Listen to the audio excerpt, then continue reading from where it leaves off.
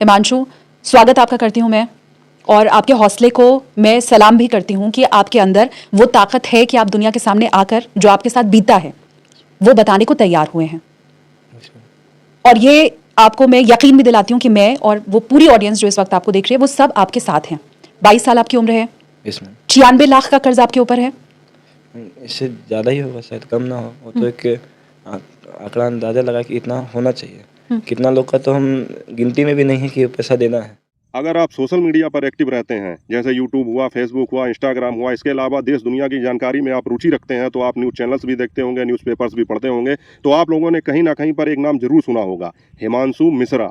जी हाँ, मैं इसी हिमांशु मिश्रा की बात कर रहा हूँ, जिसने अभी कुछ दिन पहले इंटरव्यू में टीवी चैनल्स पर, न्यूज़ चैनल्स पर और उसके अलावा जितने भी सोशल मीडिया के प्लेटफॉर्म सभी पर इसका इंटरव्यू वायरल हुआ था। और इसने ये दावा किया था कि ये सट्टे में या जुए में या ऑनलाइन जो बैटिंग चल रही है, ऑनलाइन सट्टेबाजी का जो कारोबार चल रहा है, उस पर ये 96 लाख रुपए हार गया है। जी हाँ, और इसकी चर्चा सब जगह हो रही है। इसी पर आज मैं आप लोगों को एक विशेष बात बताऊंगा कि इसकी जानकारी आप सभी लोगों को होगी कि इसने जो है ये दावा किया है कि ये बैटिंग ऐप में, ऑनलाइन बैटिंग में 96 लाख रुपए हार गया। लेकिन इसकी सच्चाई क्या है वो मैं आपको बताऊंगा, और इसके बारे में मेरा क्या ओपिनियन है वो मैं आप लोगों को बताऊंगा। नमस्कार, स्वागत है आप सबका फिर से मेरे एक और नए ब्लॉग में। मैं हूं अमित और आप देख रहे हैं मेरा YouTube channel blog with Amit. तो साथियों, देर ना करते हुए शुरू करते हैं। हिमांशु मिश्रा नाम का ये शख्स जिसने ये दावा किया है कि ऑनलाइन बैटिंग में ये लगभग 96 लाख रुपए हार गया, ये तो जानकारी आप सभी लोगों को है। लेकिन अब मैं आपको बता दूं कि ये शख्स खुद ये बात कह रहा है, सभी इंटरव्यू में इसने ये बात कही है, लोगों ने इसको बुलाना शुरू कर दिया, मीडिया वालों ने इसको हीरो बना दिया। तो सबसे पहले आप लोग ये बात कमेंट करके बताइए कि जो आदमी शुरू से लेकर अब तक फ्रॉड करता रहा, जिस आदमी ने फ्रॉड के जरिए लोगों के लाखों रुपए डुबा दिए, यहाँ तक कि ये खुद बता रहा है अपने मुंह से, स्वयं इसने ये बात स्वीकार की है कि मैं 96 लाख रुपए हार गया, जो एक मोटा मोटा हिसाब है। इसके अलावा छोटी मोटी रकमें तो ये जोड़ भी नहीं रहा है, जो इससे कहीं ज़्यादा रकम हो सकती है, 96 लाख से भी ज़्यादा। और इसको टीवी चैनल्स पर, न्यूज़ चैनल्स पर इंटरव्यू में लोग हीरो की तरह पेश कर रहे हैं। ये हमारे समाज के लिए क्या उदाहरण पेश कर रहा है? इसने क्या कोई बहुत बड़ा काम किया है? इसने कोई देश समाज के हित में काम किया है जो इसको हीरो बनाया जा रहा है? और न्यूज़ चैनल्स वाले यहाँ तक कह रहे हैं, हो सका तो मैं क्लिप को लगा दूंगा, कि एक एंकर, लेडी एंकर इनसे ये कह रही हैं कि आपने बहुत साहस का काम किया है, कि आपने ये स्वीकार किया है कि 96 लाख रुपए आप सट्टे में हार गए। भाई बताइए, कितना बढ़िया इसने साहस का काम किया है। इसको तो भारत रत्न मिलना चाहिए मेरे हिसाब से। मेरे हिसाब से क्या, इस न्यूज एंकर के हिसाब से। भाई 96 लाख रुपए अगर ये सट्टे में हार गया है तो इसमें क्या इतना बढ़िया काम हो गया? आप लोगों ने कभी उन लोगों का इंटरव्यू नहीं लिया जिनके घर के जवान सीमा पर शहीद हो जाते हैं। हमारे देश के जवान जो सीमा पर शहीद हो जाते हैं, उनके घर वालों का इंटरव्यू इतनी तन्मयता से नहीं दिखाया। हमारे देश के जाने कितने किसान बैंकों के कर्जों की वजह से, साहूकारों के ब्याज के कर्जे की वजह से और तमाम ऐसी मुसीबतों की वजह से फांसी लगा लेते हैं, आत्महत्या कर लेते हैं और कर्जे में दबे हुए हैं अब भी। उनका इंटरव्यू आप लोगों ने कभी नहीं लिया। उनसे कभी नहीं आप लोगों ने ये कहा कि आप लोगों ने बहुत साहस का काम किया, कि सामने आकर ये सच्चाई बताई। उन्हें कोई पूछना तक जरूरी नहीं समझता। और ये हिमांशु मिश्रा जो 96 लाख रुपए हारने का दावा करता है ऑनलाइन बैटिंग में, इसको आप लोगों ने हीरो बना दिया। इसमें क्या साहस का काम है? ऐसे तो मैं भी चिल्लाने लगूं, मेरे ऊपर बहुत सारा कर्जा है तो मैं भी हीरो बन जाऊंगा। इसके अलावा बहुत से ऐसे लोग होंगे जो हीरो बन जाएंगे।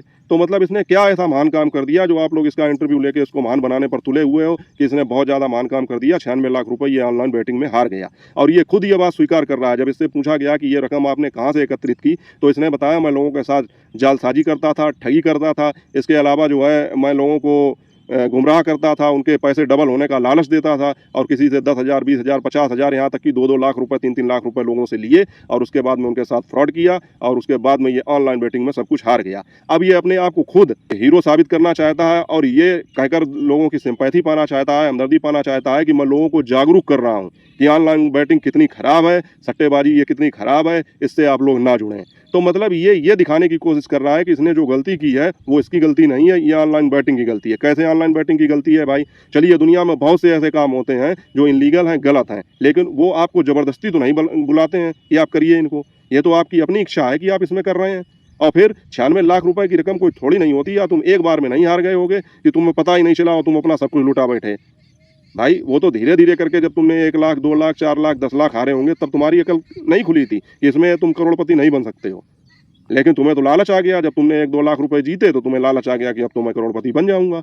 तो वो तो फिर भैया जुआ है, तो उसमें तो यही होगा। तो सब कुल मिला के ये हिमांशु मिश्रा अपने आप को ये साबित करने की कोशिश कर रहा है कि मैं जो है इसके जरिए लोगों को जागरूक कर रहा हूँ कि ऑनलाइन बैटिंग खराब है। माना ऑनलाइन बैटिंग खराब है, ये चीज़ बंद होनी चाहिए, लेकिन तुम जो कर रहे हो वो गलत है। और लोगों की सिंपैथी पाने का इसने जो तरीका अपनाया उसमें कुछ हद तक ये कामयाब भी रहा, क्योंकि मीडिया वालों ने, न्यूज़ चैनल्स वालों ने इसके इंटरव्यू ले लेके इसको इतना हीरो बना दिया कि लोगों की सिंपैथी इसके प्रति हो गई और उनका गुस्सा सारा ऑनलाइन बैटिंग के खिलाफ चला गया। मतलब वो लोग ये कहकर कोस रहे हैं कि ये लड़का गलत नहीं है, गलत तो वो लोग हैं जो ऑनलाइन बैटिंग चला रहे हैं या ऑनलाइन बैटिंग गलत है। माना ऑनलाइन बैटिंग गलत है, मैं भी इसका विरोध कर रहा हूँ, इसको बंद होना चाहिए, लेकिन हिमांशु मिश्रा को हीरो की तरीके से पेश करना ये देश के किसानों का अपमान है, ये देश के जवानों का अपमान है, ये उस हर शख्स का अपमान है जो अपनी किसी ना किसी मजबूरी की वजह से कर्जे में दबा हुआ है।